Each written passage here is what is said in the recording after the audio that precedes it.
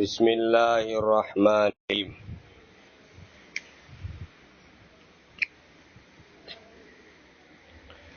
وکان ابن الناطور صاحب ایلیا وہرقل سقف على نصارى الشام يحدث أن هرقل حين قدم ایلیا اصبح يوما خبيث النفس۔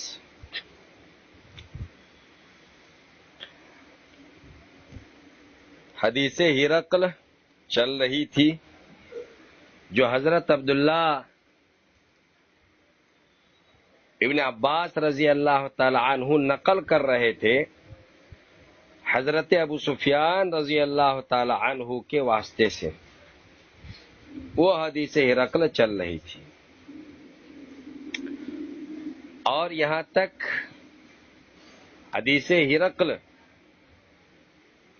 سے متعلق تقریباً تمام باتیں مکمل ہو گئی تھی، اور حضرت نبی اقدس صلی اللہ علیہ وسلم کے والا نامہ یعنی حضرت نبی صلی اللہ علیہ وسلم کا جو خط تھا وہ اس کا بھی بیان آ گیا تھا۔ یہ ساری باتیں آ گئی تھیں۔ حضرت عبداللہ بن عباس رضی اللہ تعالی عنہما جو واقعہ بیان کر رہے تھے ابو سفیان رضی اللہ تعالیٰ عنہ کے واسطے سے، ابو سفیان والا وہ تو کانا ابن الناطور تک، ابن الناطور سے پہلے تک وہ پورا ہو چکا ہے۔ اب یہ جو یہاں آ رہا ہے وہ کانا ابن الناطور، یہاں سے دوسرا واقعہ شروع ہو رہا ہے۔ یہاں سے کیا ہو رہا ہے؟ دوسرا واقعہ شروع ہو رہا ہے، اور اس واقعے کو ابن الناطور سے کون روایت کرتا ہے، کون بیان کرتا ہے، اس سلسلے میں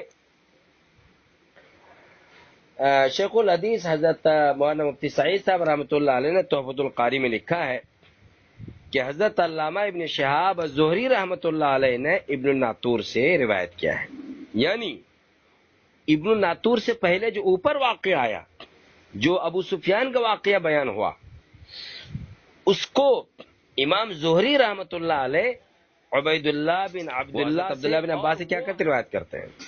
اور اس واقعے کو جو یہاں وکانہ ابن الناطور سے آ رہا ہے، اس واقعے کو براہ راست حضرت امام زہری رحمۃ اللہ علیہ روایت کرتے ہیں۔ حافظ بن حجر رحمۃ اللہ علیہ نے فتح الباری میں اور ابو نعیم نے دلائل النبوہ میں لکھا ہے کہ عبد الملک بن مروان کے زمانے حکومت میں حضرت علامہ امام زہری رحمۃ اللہ علیہ کی ابن الناطور سے دمشق میں ملاقات ہوئی تھی، اور انہوں نے یعنی حضرت امام علامہ ابن شہاب زہری رحمۃ اللہ علیہ نے خود ابن الناطور سے جی تو یہ مفتی سعید صاحب رحمۃ اللہ علیہ تحفۃ القاری میں ارشاد فرماتے ہیں، وہ لکھتے ہیں کہ علامہ ابو نعیم رحمۃ اللہ علیہ نے دلائل النبوہ میں اور حافظ نے فتح الباری میں لکھا ہے کہ عبد الملک بن مروان کے زمانے حکومت میں امام زہری رحمۃ اللہ علیہ کی ابن الناطور سے دمشق میں ملاقات ہوئی تھی، اور اسی ملاقات میں انہوں نے خود ابن الناطور سے یہ واقعہ سنا جو وکانہ ابن الناطور سے اب واقعہ آ رہا ہے۔ یہ جو ابن الناطور ہے حضرت عمر فاروق رضی اللہ تعالی عنہ کی خلافت کے زمانے میں یہ کیا ہوئے تھے؟ مسلمان ہو گئے تھے۔ یہ کیا کہتے ہیں؟ مسلمان ہو گئے تھے۔ یہ کیا کہتے ہیں؟ انہوں نے لکھا ہے، تحفۃ القاری والے لکھا ہے۔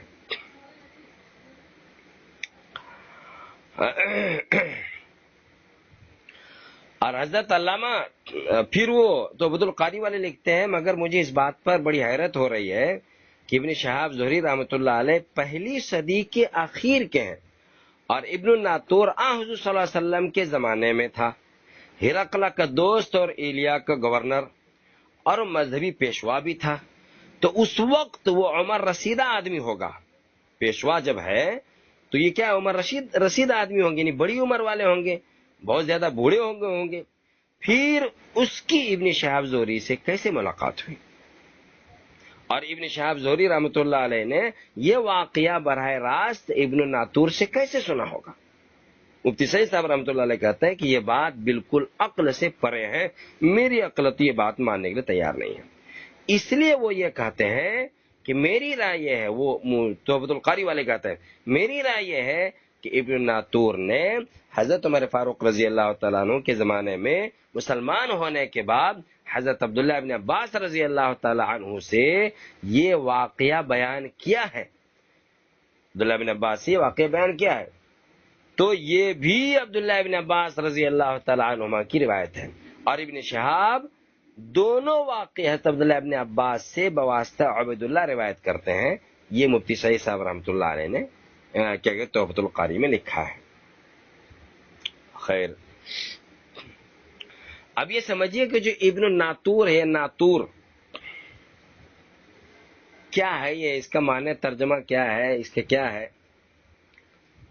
تو تحفۃ القاری والے لکھتے ہیں کہ کس زبان کا لفظ ہے معلوم نہیں.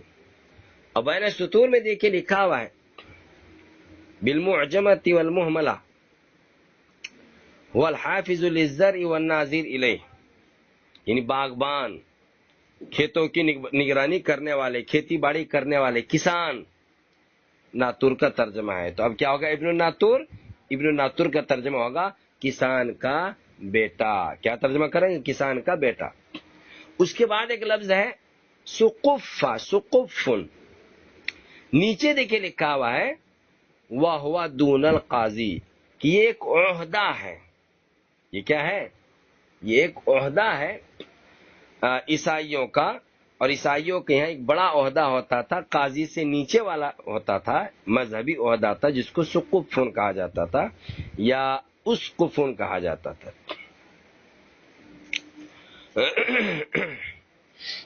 اچھا، اب اگلی بات سمجھیے.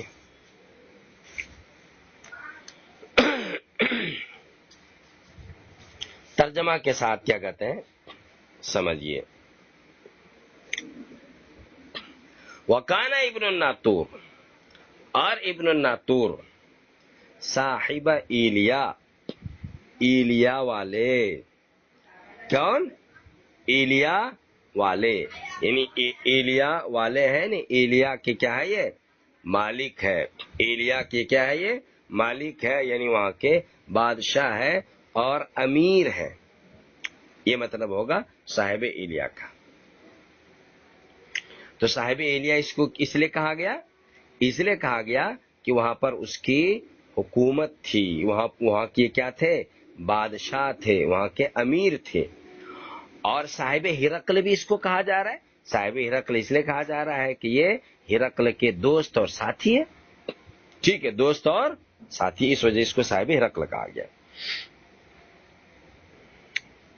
تو اب کیا ترجمہ ہوگا؟ اب ترجمہ کریں گے صاحب ایلیا و ہرقل، کہ جو ایلیا کے حاکم اور ہرقل کا دوست، رازدار اور ساتھی تھا. کیا تھا؟ ساتھی تھا. وکان ابن الناطور، اور ابن ناطور ایلیا کے حاکم اور ہرقل کے دوست اور رازدار تھے. سقفہ، کیا تھے؟ سقفہ علی نصارى الشام، ملک شام کے نصارہ پر سقف تھے، یعنی قاضی سے چھوٹا درجہ، پوپ کا درجہ رکھتے تھے. شام کے نصارہ کے پادری تھے. یہ بھی ترجمہ کیا جا سکتا ہے. یہ جو سقفہ ہے مرفوع بھی پڑھ سکتے ہیں، سقفن علی نصارى الشام. ٹھیک ہے، اور اس صورت میں یہ مبتدا محذوف کی خبر ہوگا، ہوا سقفن علی نصارى الشام.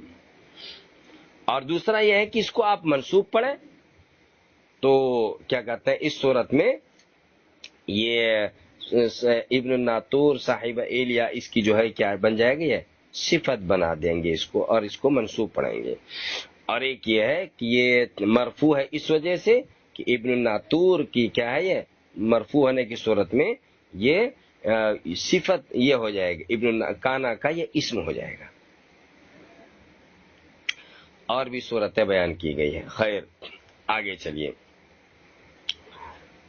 یحدث وکان ابن الناطور صاحب ایلیا و ہرقل اور ابن الناطور جو کہ ایلیا کے حاکم اور ہرقل کا دوست ہے، نصارہ شام، ملک شام کے نصارہ کے کیا کہتے ہیں پادری ہے، سقفہ پادری ہے، یحدث وہ بیان کرتے ہیں ان ہرقل کے ہرقل حین قدیم ایلیا جس وقت کے ایلیا آیا، جس وقت وہ کیا ہوا ایلیا آیا، ایلیا وہ آیا ہوا تھا، ایلیا بیت المقدس جہاں ہے اس کو ایلیا کہتے ہیں، ٹھیک ہے، تو ایلیا یہ آیا ہوا تھا۔ اصل میں ہرقل کو جب کسریٰ کے مقابلے میں کامیابی ہوئی تو نظر پوری کرنے کے لیے وہ بیت المقدس آیا تھا، جہاں پر جگہ کا نام ہے ایلیا، یہاں پہنچے ہوئے تھے۔ بیت المقدس کو ایلیا بھی کہتے ہیں، یا وہاں پر ایلیا کوئی جگہ ہے، وہاں پر یہ ٹھہرے ہوئے تھے، ٹھیک ہے، یہ مطلب ہے حین قدیم ایلیا جس وقت کہ وہ ایلیا آئے۔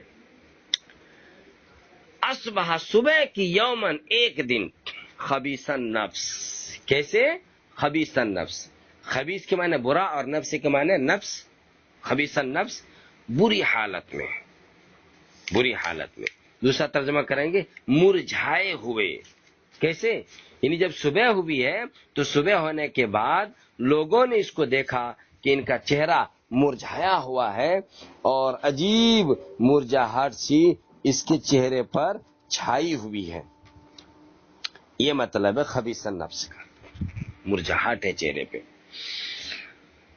فقال چنانچہ کبھی ہوتا ہے کہ بعض لوگ کبھی سو کر کے اٹھتے ہیں، خاص طور سے دوپہر میں جب سو کے اٹھتے ہیں، مجھے اچھی طرح یاد ہے کہ مدرسے میں جب ہم پڑھا کرتے تھے اور دوپہر میں ہمیں سلایا جاتا تھا، اور ابھی بھی چھوٹے بچوں کو جب مدرسے میں سلایا جاتا ہے دوپہر میں وہ جاگتا ہے تو اس کو ایسا لگتا ہے کہ میری ساری دنیا اجڑ گئی ہے، اور بالکل عجیب سا لگتا ہے دوپہر میں سو کے اٹھنے کے بعد۔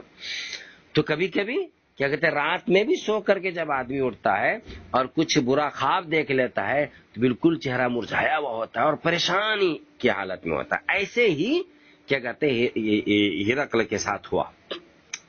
فقال بعض بطارقته، تو بعض بطارق بعض خاص لوگوں نے کہا، بطارق نیچے دیکھیں لکھا ہوا ہے بفتح الموحدہ جمع بطریق بکسر الموحدہ خواص دولته، مجموع البحار کے حوالے سے لکھا ہے کہ بطارق بطریقن کی جمع ہے اور اس کے معنی آتے ہیں حکومت اور بادشاہت کے خاص لوگ، کیا خاص لوگ۔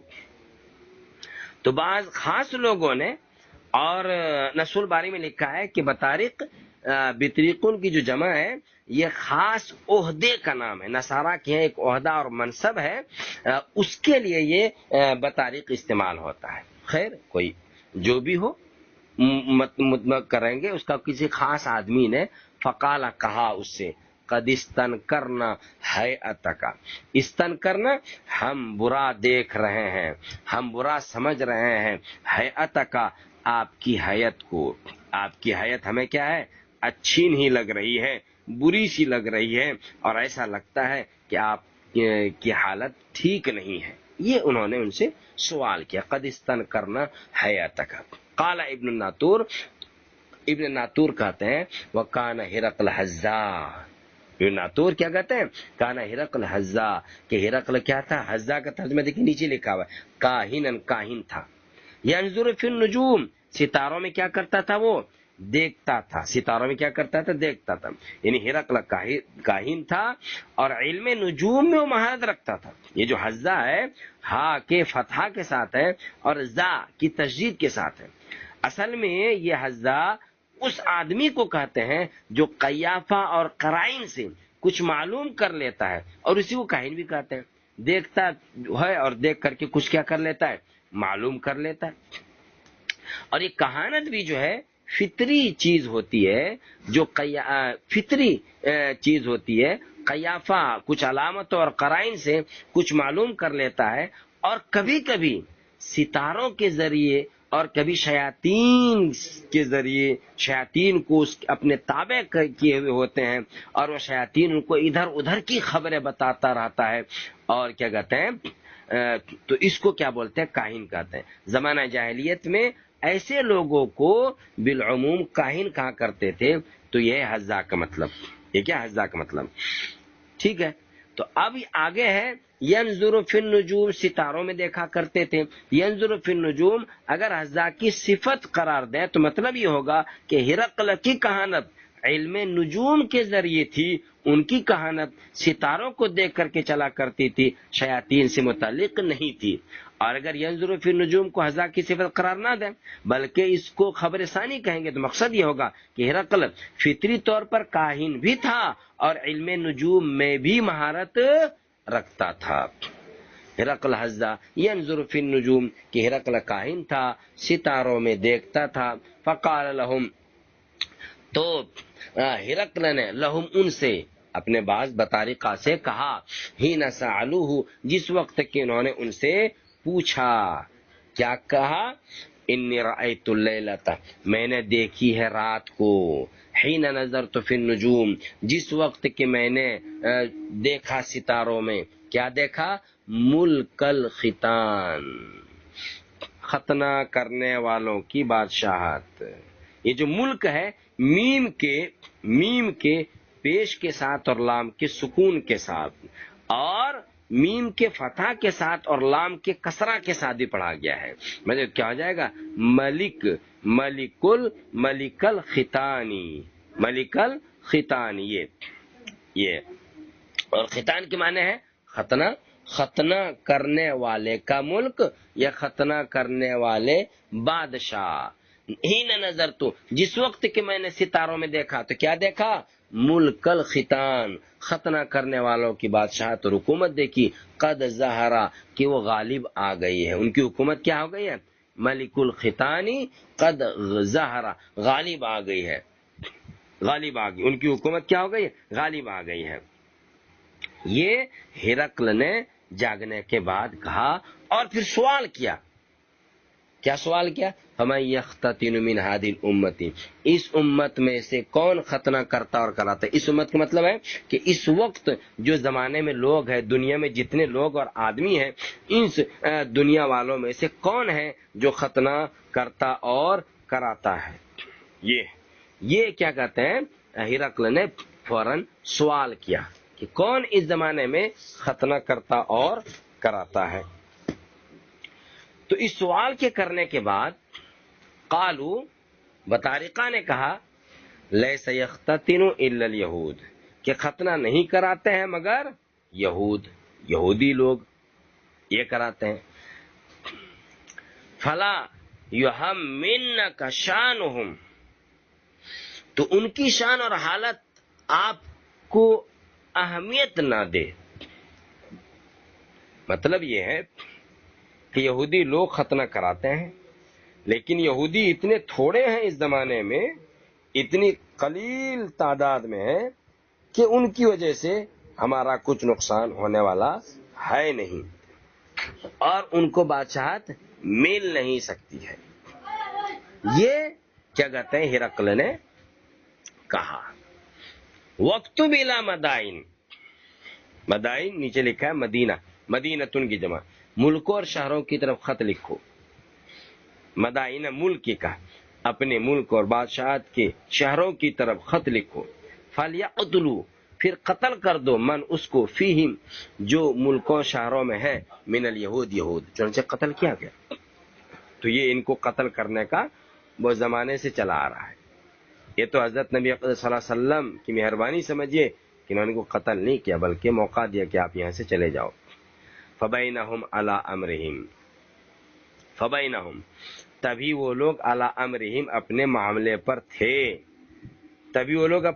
پر تھے، یعنی کیا کہتے ہیں یہود کے قتل کا جو معاملہ چل رہا تھا، قتل کرنے کا جو حکم دیا جا رہا تھا، اب یہی باتیں چل رہی تھی.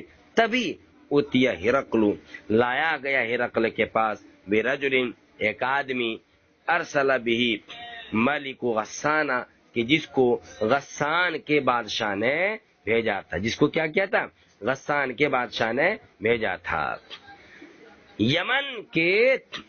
یمن کے بادشاہوں میں سے ایک بادشاہ ہے جس کا جگہ ہے غسان، وہیں کے بادشاہ نے ان کے پاس کیا لکھا تھا؟ خط لکھا تھا.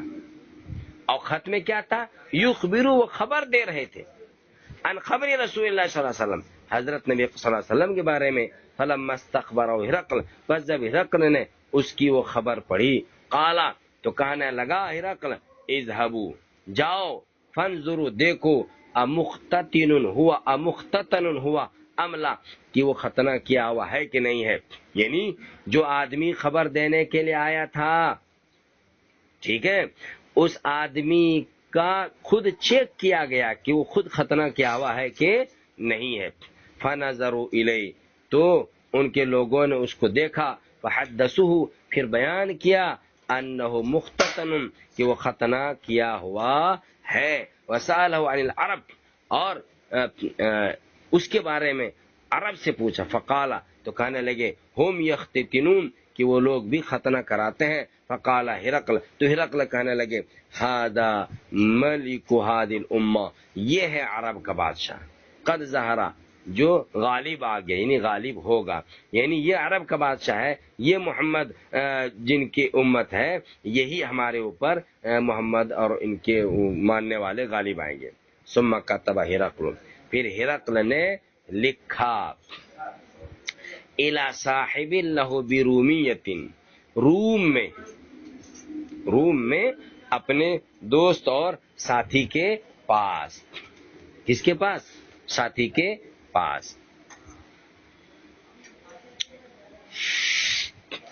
انہوں نے ہرقل رومیہ میں جو رومی ملک ہے روم، وہاں پر اپنے دوست جس کا نام تھا زغاتر مدن اس کے پاس لکھا، وکان نذیرہ فی العلم جو علم میں ہرقل کے ہم پلہ تھا، کانا وہ زغاتر تھا، نذیر اس کی نذیر اور مثل فی العلم علم میں، وسار ہرقل الی حمص اور ہرقل پھر کیا کہتے ہیں زغاتر کے خط لکھ کر کے حمص چلا گیا۔ اب جب ہرقل کا خط زغاتر کے پاس پہنچا تو زغاتر اس کو پڑھ کر مسلمان ہو گیا، لیکن قوم نے ان کو کیا کر دیا تھا؟ وہیں قتل کر دیا تھا، وہیں کیا کر دیا تھا؟ قتل کر دیا تھا۔ اور ہرقل کہاں چلا گیا؟ حمص چلا گیا۔ یہ حمص کہاں ہے؟ نیچے دیکھیے بین سطور میں لکھا ہے مدینۃ بالشام، ملک شام چلا گیا۔ جب زغاتر کے پاس یہ ساری باتیں پہنچائے کہ اس طرح کوئی نبی ہے اور نبوت کا دعویٰ کیا، ہمارے پاس اس طرح کا آدمی آیا ہے اور وہ اس طرح کہتا ہے، تو کیا کہتے ہیں وہ تو مسلمان ہو گیا، نبی صلی اللہ علیہ وسلم پر ایمان قبول کر لیا۔ اور یہ حمص کیا ملک شام کا ایک شہر ہے، وہاں پر ہرقل گیا، ٹھیک ہے۔ فلم یرمی حمص حتی اتاہ کتاب من صاحبہ، فلم یرمی یا کے فتح کے ساتھ اور را کے کسرے کے ساتھ، یہ فلم یرم میم کے سکون کے ساتھ اور را کے کسرے کے ساتھ، اور حمص ہا کے کسرے کے ساتھ، سمجھ رہے کہ کیا فلم یرم کہ میں نے سفر کر، لم یرم گئے بھی نہیں تھے کہیں، حمص سے یعنی ابھی ہرقل حمص ہی میں تھا، حمص سے کہیں گیا بھی نہیں تھا کہ اس کے دوست زغاتر کا جواب آ گیا۔ حتی اتاہ کتاب من صاحبہ یوافق رأی ہرقل علی خروج النبی صلی اللہ علیہ وسلم، یہاں تک کہ آ گیا ہو ہرقل کے پاس کتاب خط من صاحبہ اس کے دوست کا، وہ زغاتر کا، یوافق رأی ہرقل جو ہرقل کی رائے کی موافقت کرتا تھا، علی خروج نبی آخر الزمان کے خروج پر، وانہ نبی اور اس بات کے اتفاق پر موافقت پر کہ وہ نبی آخر الزمان ہے۔ یہ انہوں نے خط وہاں سے لکھا، جبکہ مسلمان بھی ہو گیا، وہ خط لکھا بھائی وہی نبی آخر الزمان ہے، ہمیں اس پر ایمان لانا چاہیے۔ اور ہرقل کے دل میں یہ جذبہ پیدا ہوا کہ میں اس پر کیا کروں، ایمان لے آؤں، مسلمان بن جاؤں، ٹھیک ہے۔ لیکن حکومت بھی جانے کا ڈر ہے، حکومت کے جو کارندے ہیں لوگ ہیں ان سے بھی پوچھنا ہے، ان سے بھی کہنا ہے۔ فَأَذِنَ ہرقل لِعُظْمَاءِ الروم تو ہرقل نے عظماء روم سے اجازت لی، فی دسکرۃ لہو، دسکرۃ دیکھیے بین سطور میں لکھا ہے القصر الذی حولہ بیوت، جس کا ترجمہ کر سکتے پارلیمنٹ، سمجھ رہے ہیں، میٹنگ کرنے کی جگہ، میٹنگ ہال، فی دسکرۃ لہو بحمص، حمص میں اپنے میٹنگ ہال میں، حمص میں اپنے کمرے میں، عظمائے روم کو اجازت دی، یعنی روم کے جو بڑے بڑے لوگ تھے ان سب کو اپنے کمرے میں آنے کی اجازت دی اور کہا کہ یہاں میرے پاس آؤ۔ ثم امر بابوابها، پھر ان کے دروازے کا حکم دیا، یعنی ان کے دروازے بند کر دیے گئے، فغلقت، پھر بند کر دیے گئے، ثم اطلع، پھر اس کے سامنے نکلے، فقال یا معشر الروم، پھر کہنے لگا اے معشر روم، هل لکم فی الفلاح، کیا تجھے رغبت اور چاہت ہے کامیابی میں، والرشد، فلاح اور رشد، کامیاب ہونے میں، سیدھے راستے پر چلنے میں، وَأَن يُثْبَتَ مُلْكُكُمْ، اور اس بات میں کہ تمہاری حکومت باقی رکھی جائے، فَتَبَايَعُوا هَذَا النَّبِيَّ، تو تم بیعت کر لو، بیعت لے لو اس نبی سے، فَحَاسُوا حَيْسَةَ حُمْرِ الْوَحْشِ إِلَى الْأَبْوَابِ فَوَجَدُوهَا قَدْ غُلِّقَتْ، تو یہ لوگ دوڑے، یہ جو عظمائے روم جن کو انہوں نے جمع کیا تھا یہ سب دوڑے، حیثت حمر الوحش، جنگلی گدھے کی طرح، جنگلی گدھے کی طرح آواز کرتے ہوئے، الابواب، دروازے کی طرف، فوجدوها، تو انہوں نے پایا دروازے کو، قد غلقت، کہ اس کو بند کر دیا گیا ہے، فلما را ہرقل، پر جب ہرقل نے دیکھا نفرتہم، ان لوگوں کی نفرت، جب اپنے درباریوں کی نفرت دیکھ لی کہ بھائی یہ تو اسلام سے، مسلمانوں سے اتنی نفرت کرتے ہیں، وہ ایسا، اور یہ مایوس ہو گیا من الایمان، ایمان سے، قالا، تو کہا ردہم علیہ، سب کو میرے پاس واپس کرو، وقال، اور کہا انی قلتو، میں نے کہی مقالتی، اپنی بات، آنفن، ابھی جو میں نے یہ بات کہی کہ تم اس نبی پر ایمان لے کر کے آؤ کامیابی پا جاؤ گے، یہ جو میں نے ابھی کہا تھا، اختبر بہا، میں اس کے ذریعے سے امتحان لے رہا تھا، شدتکم علی دینکم، تمہارے اپنے دین پر مضبوطی کا، کہ تم اپنے دین پر کتنے مضبوط ہو، اس مضبوطی کا میں امتحان لے رہا تھا، اور امتحان لینے کے لیے میں نے جملہ کہا تھا، میرا مقصد ہرگز نہیں تھا کہ ہم تمہیں مسلمان ہونے کے لیے کہہ رہے ہیں، فقد رأیت، تحقیق کہ میں نے دیکھا اور میں نے دیکھ لیا، فسجدوا له، تو سب نے اس کو کیا کیا، سجدہ کیا، نہیں اس کے سامنے سب جھکے، ممکن ہے سجدہ بھی کیا ہو، ورضوا عنہ، اور اس سے کیا ہو گئے، راضی اور خوش ہو گئے، فکان ذلک آخر شان ہرقل، تو یہ ہرقل کی آخری حالت تھی۔ قال ابو عبداللہ، ابو عبداللہ کہتے ہیں، رواہ سعد بن کیسان ویونس معمر عن الزہری، تو یہ ابن الناطور کا واقعہ ابن الناطور نے نقل کیا۔ اس حدیث ہرقل میں کئی واقعات کی طرف کیا ہے، اشارہ ہے، اور واقعات کی ترتیب اس طرح ہے کہ جو ایک تو پہلے معلوم ہو چکا کہ ہرقل کو کسریٰ کے مقابلے میں جب غلبہ ہوا اور کامیابی ہوئی تو اپنی نظر پوری کرنے کے لیے بیت المقدس پہنچا تھا اور اپنی نظر پوری کی تھی۔ اب ہرقل کو ایسے وقت میں بہت خوش رہنا چاہیے تھا، کیونکہ ان کو جب فتح ملی ہے تو اس میں اس کو خوشی کا اظہار کرنا چاہیے تھا، حشاش بشاش رہنا چاہیے تھا، لیکن ہوا یہ کہ ایک دن صبح کو اراکین اور عمائدین نے، جو ان کے اراکین ہیں اور ان کے آزو بازو رہنے والے ہیں، ہرقل کو پریشان خاطر دیکھا اور چہرہ بالکل اداس دیکھا، تو وجہ دریافت کیا، تو اس پر ہرقل نے کہا آج رات میں نے جب ستاروں میں نظر کی تو مجھے ختنہ کرنے والوں کی بادشاہت نظر آئی کہ وہ ہم پر غالب آ چکے ہیں۔ پھر ہرقل نے اپنے ساتھیوں سے دریافت کیا کہ اس وقت ختنہ کرنے والے کون لوگ ہیں، تو صاحبین نے کہا کہ ہمارے علم کے مطابق تو صرف یہود ختنہ کرتے ہیں، اور اس سے فکر کرنے کی ضرورت نہیں ہے، متفکر ہونے کوئی بات نہیں، وہ کر ہی کیا سکتے ہیں، اس لیے کہ وہ تو خود ذلیل و خوار ہیں۔ آپ تمام جو آپ کے کیا کہتے ہیں والی اور امیر ہیں ان کو حکم نامہ بھیج دیجئے کہ جتنے یہود ملے ان سب کو قتل کر دیا جائے۔ ابھی یہ بات بطور مشورہ چل ہی رہی تھی کہ انہی دنوں میں ملک غسان کا قاصد ہرقل کے پاس پہنچا، جس نے ملک غسان نے کیا کہتے ہیں ہرقل کو کیا کہتے ہیں نبی آخر الزمان کے ظہور اور مبعوث ہونے کی اطلاع دی، اور لوگوں کی موافقت اور مخالفت کا حال بیان کیا کہ ہمارے ملک میں کچھ لوگ موافق ہیں اور کچھ لوگ مخالف ہیں اور آخر الزمان آ گئے ہیں۔ تو ہرقل نے مصاحبین سے کہا کہ اس قاصد کو، جو قاصد آیا ہے ملک غسان سے، دیکھو اس کا ختنہ ہے کہ نہیں۔ لوگوں نے مشاہدہ کیا، کھول کے دیکھا، بتلایا کہ یہ تو ختنہ شدہ ہے۔ پھر اس قاصد سے پوچھا کہ اہل عربی ختنہ کراتے ہیں، تو انہوں نے کہا۔ اس پر ہرقل نے کہا میں نے جس ظہور غلبہ کو دیکھا ہے وہ یہی نبی ہے، یعنی یہی عرب کا نبی ہے جو ہم پر غلبہ آئے گا۔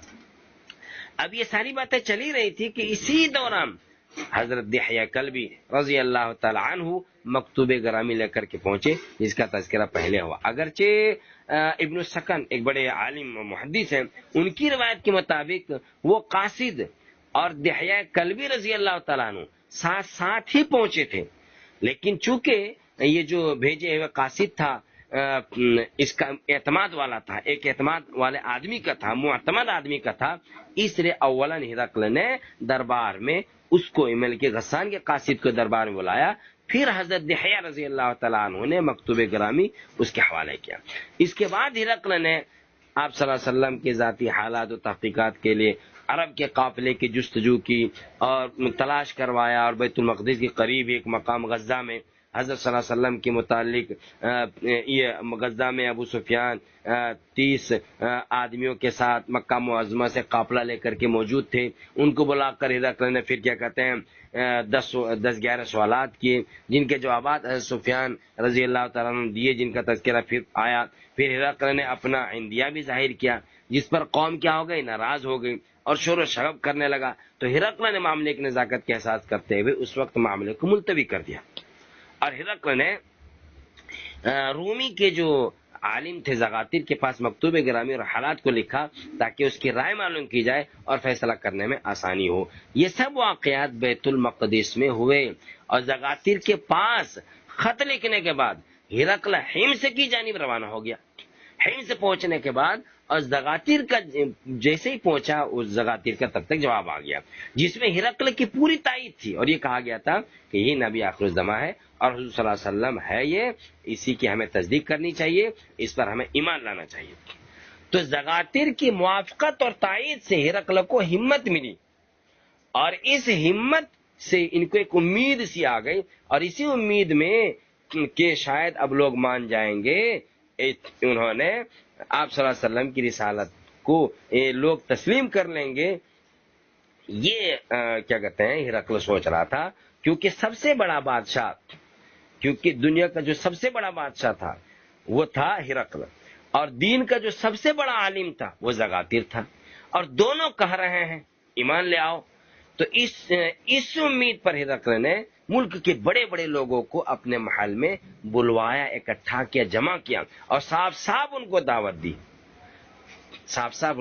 البتہ ہرقل کو بیت المقدس میں اپنے خیال سے لوگوں کو متنفر پایا، اور تنافر کا اور مخالفت کا تجربہ ہو چکا تھا، اس لیے حمص میں اس نے عظیم شاہی محل میں عظماء روم کو جمع کیا، اور چاروں طرف سے باہر نکلنے والے دروازے بند کرا دیے، اور خود اوپر جا کر کے بھی دروازہ بند کر کے بیٹھ گئے تاکہ کوئی اس پر دست درازی نہ کر سکے، ان کو تکلیف نہ پہنچا سکے۔ پھر اس کے بعد وہ ہوا جو یہاں پر آ رہا ہے۔ تو انہوں نے یہ کہا کہ ہم جو ہے آپ کا امتحان لینا چاہتے تھے، آزمائش کے لیے ہم نے ایسا کیا تھا، ہمارا مقصد بالکل ہرگز یہ نہیں تھا کہ کیا کہتے ہیں آپ لوگ ایمان لے آئے اور اسلام قبول کر لیں۔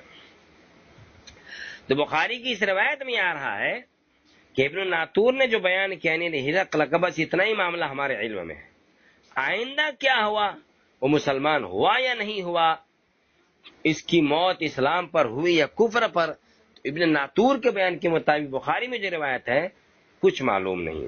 البتہ مسند احمد میں یہ روایت ہے کہ ہرقل نے تبوک سے ایک خط حضرت صلی اللہ علیہ وسلم کو لکھا تھا، جس میں انہوں نے لکھا تھا کہ میں مسلمان ہوں۔ آپ صلی اللہ علیہ وسلم فرمایا کہ یہ شخص جھوٹا ہے، ابھی تک اپنی نصرانیت میں قائم ہے۔ سیرت المصطفیٰ کتاب ہے، جلد 2 صفحہ نمبر 392 پر یہ بات لکھی ہوئی، اور انہی کے حوالے سے تحفۃ القاری والے نے یہ بات نقل کی ہے کہ یہ مسلمان نہیں بنا تھا، بلکہ نبی اکرم صلی اللہ علیہ وسلم کے پاس جھوٹا خط لکھا تھا۔ اخیر میں آیا ہے کہ صالح یونس اور معمر کی نے بھی کیا کہتے ہیں، صالح ابن کیسان، یونس اور معمر بھی امام زہری سے اس کو نقل کرتے ہیں، اور کیا کہتے ہیں بخاری شریف میں تقریباً 12 جگہ یہ روایت آئی ہے، کہیں پر مفصل ہے اور کہیں پر مختصر ہے۔ تو یہ یہاں پر حدیث ہرقل کا ترجمہ اور اس سے متعلق ضروری باتیں، ضروری وضاحتیں اللہ کے فضل سے پوری ہوئی، اور اب کتاب الایمان شروع کرنا چاہتے ہیں، لیکن مناسب ہے کل سے انشاءاللہ شروع کریں گے. بس آج اتنا ہی.